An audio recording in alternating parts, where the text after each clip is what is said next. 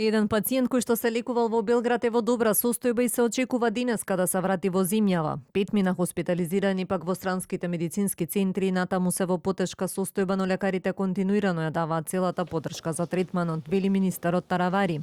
Од пациентите кои се хоспитализирани во земјава денеска 12 ќе ги напуштат болниците и ќе заминат на домашно лекување.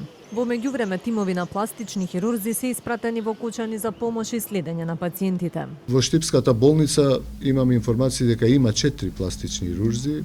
Ние имаме тука доволно пластични хирурзи. Јас кажав дека континуирано наши екипи ќе бидат присутни во Кочани, доколку треба и во Штип за некакви интервенции од типот на пластична хирургија, така да во континуитет ќе се обидеме овој немил настан, оваа трагедија во Кочани да заврши со што помалку последици. 27 пациенти остануваат на лекување во скопските болници. Лекарите велат дека темелно се следи состојбата кај сите преку низ анализи. Професорот Карталов од Карел вели дека очекува во следната фаза на третман на пациентите кои ќе се враќаат од странство да бидат мобилизирани хирурзите. Доаѓаме од оддел кој што не очекува голем дел од пациенти да бидат препратени према Карел. Зашто? Од проста причина што тие пациенти кои што би требало ние да ги акцептираме, тоа се пациенти кои што се на механичка вентилација или високо кислородна поддршка.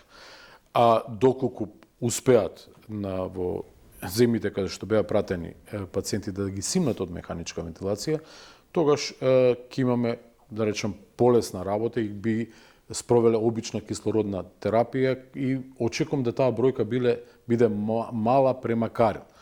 Но колегите од пластична хирургија, општите хирурзи ќе имаат многу повеќе работа од нас. Во меѓувреме повторно се отвори прашањето за Центарот за изгореници кој што државата го имаше, но во 2016 се затвори. Министерот за здравство денеска рече дека треба сериозно да се размисли околу отворање на таков центар.